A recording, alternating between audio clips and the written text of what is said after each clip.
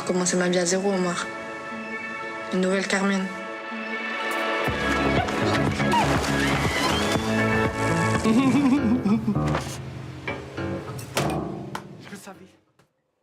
Welcome to our movie show here on Arts 24. I'm joined by Perrine Quennesson to take us through the must-see French films on screens this summer. Hi, Perrine. Hi, Olivia. Now, we're kicking things off with a highly anticipated film from 2021 Palme d'Or winner Julia Ducournau. She's back with a film called Alpha.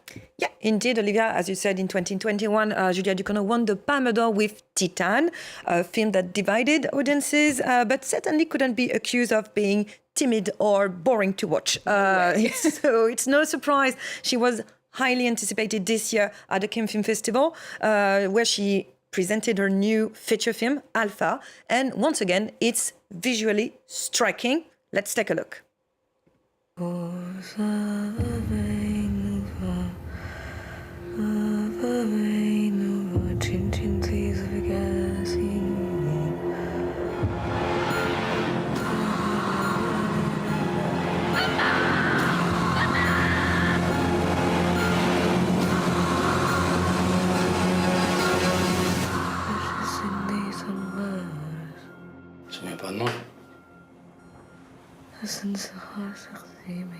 So certainly some very intense images there. Her signature, really. Tell us a bit about the story. Yeah, in Alpha, Julia Ducournau metaphorically revisits the trauma of the AIDS epidemic. While it's never explicitly named in the film, several elements allude to it, and especially the rejection and shame experience by those affected.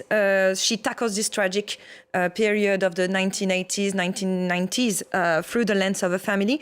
Alpha, she's a troubled teenage girl. Her mom is played by Golshifteh Farahani, and her uncle, Amin, who is a drug addict consumed by the illness, and is played by Tahar Rahim, who lost more than 20 kilos for the role. Yeah, he does look unrecognizable. That's a serious commitment to the role. Well, let's hear from Tahar Rahim and Golshifteh Farahani on how the film resonated for them. At the heart of it all, it's a family story, a universal story that could have taken place in any country, at any time. There's an emotional force because of the themes tackled that makes it resonate with people of any generation. Everyone can relate in one way or another. It's the story of a mother, not only a mother to Alpha, but also a mother to her brother and even to her own mother too. It's the story of mothers, with everything we carry in our blood, what we pass on unintentionally. I suffer so much from this topic personally. It was very, very powerful for me. So it sounds super interesting. Perrine, what did you make of the film? It's not a simple question to answer.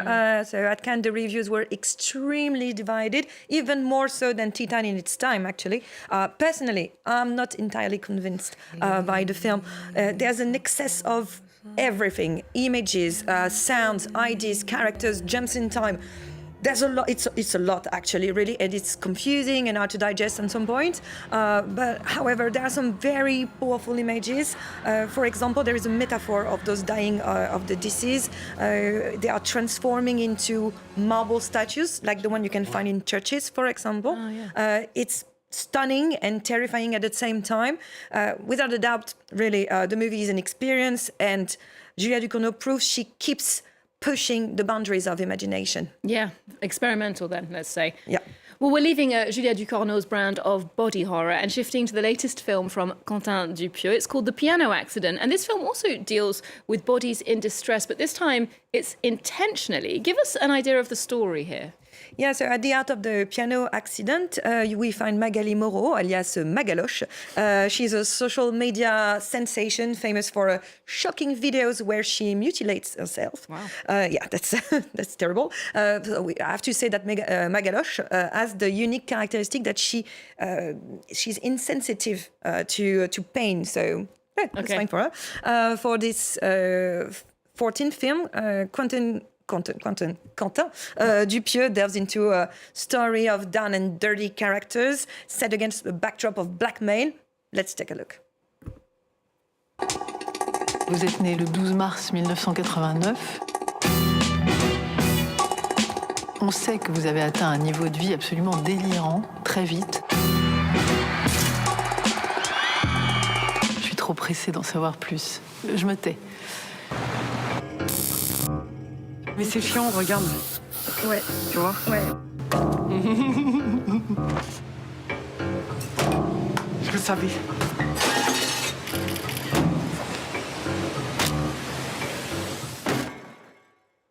So Quentin Dupieux, he's super prolific. He's made, 13 films in 15 years. He's best known for those offbeat comedies like Dali, Mandibles, Smoking Causes Coughing.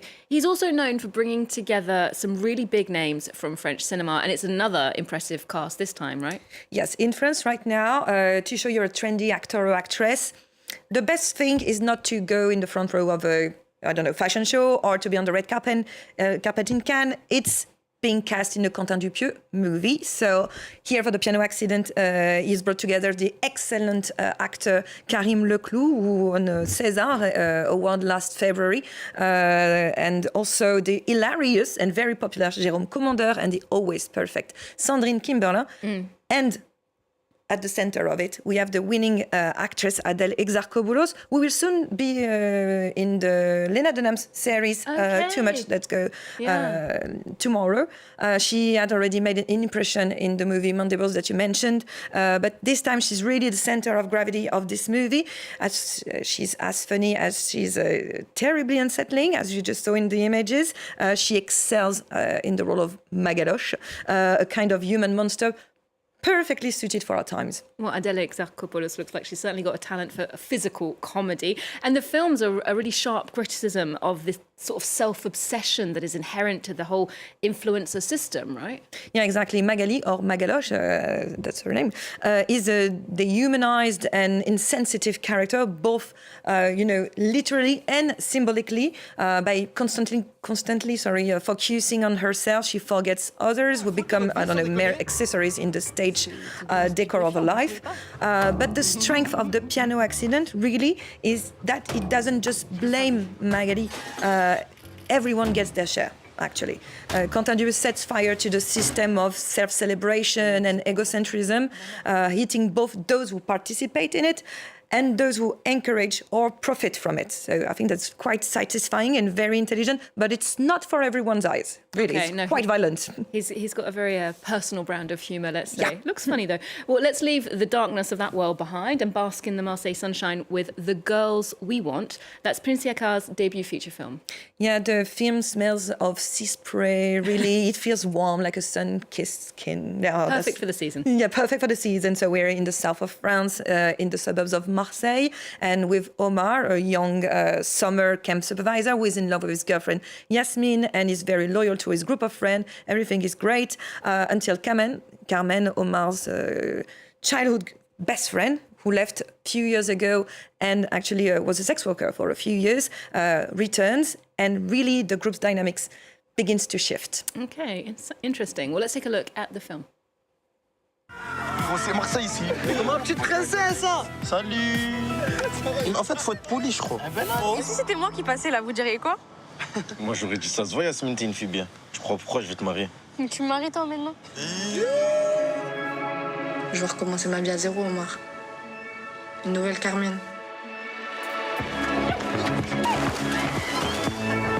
Tu crois vraiment que je veux que tu tombes amoureux de moi? Je veux un petit bisou. Ça leur refait la pute à cause de toi, je te nique. Carmen, depuis qu'elle arrivait, elle prend toute la place.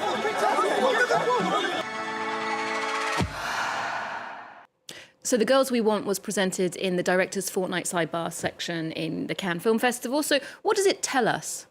The Girls We Want tells the story of youth, really the youth from Marseille, but it could be anywhere. A funny, lively, diverse youth. They're amazing, actually. A youth also a bit confined by its own code, about what's right and what's not, especially when it comes to girls. So the arrival of Carmen disrupts really this preconceived idea, challenging their desires and stereotypes. Her and Yasmine take the lead in this change of perspective, which is great. Director Prince Yakar offers a whirlwind of emotions, treated with great subtlety and above all tenderness towards her characters, which is quite nice. And it's also worth noting that this film features amateur actors with whom the director actually, Prince Yakar, has worked for 8 years, and they are all remarkable. Oh wow! It looks like a really luminous film and Totally. an insight into that demographic. Yeah. Well, in the meantime, we'll wrap up the show with a retrospective from a very great French filmmaker. Yes, this July and August in France, it's the summer of Claude Chabrol, with the re-release of 12 of his feature films, from Le Beau Serge, a 1958 movie that officially launched the Nouvelle Vague, so now you know, to the masterpiece Wedding in Blood in 1973. Claude Chabrol is the filmmaker with a reputation of bon vivant, as we say. He's hedonistic, he's a good-natured person who directed some 58 films in 50 years, so a very prolific one as well. He's the filmmaker who magnified the female roles he gave to some France's greatest actresses like Stéphane Audran or Isabelle Huppert. And also he worked with some American actors, for example, like Bruce Dern, Donald Sutherland and Jodie Foster, no less. Oh, wow, yeah. Well, he is a true great here in France. And why do you think Chabrol still feels very contemporary still? Actually, if you like TV series like The White Lotus or Succession, Claude Chabrol is for you. Okay, so a lot of people. There's a lot of people. Yeah, in the 12 film being re-released in restored version, so they are actually gorgeous this summer. The filmmaker is at his best doing what he does so well, lampooning the bourgeoisie. Really, using crime films, thrillers, dark dramas. The director exposes the hypocrisy and the foolishness of a certain elite. There is something of Honoré de Balzac, you know, like the one who wrote the Human Comedy, in his way of portraying his contemporaries with acuity and also relish. Actually, it's delightful. Okay, sounds like the right time to revisit some of his films. Perrine, thank you so much for the roundup. It looks like Chabrol's eye for social dynamics has definitely stood the test of time. We'll leave you with a taste of those classics, which are being screened in cinemas all over France. Do join us next time here on Arts 24 for more movies, arts and culture. There's more news coming up just after this.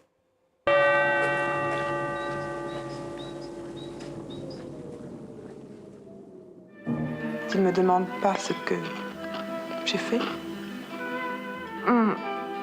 Ça se devine aisément. Vous allez quand même pas me jeter dans ses bras.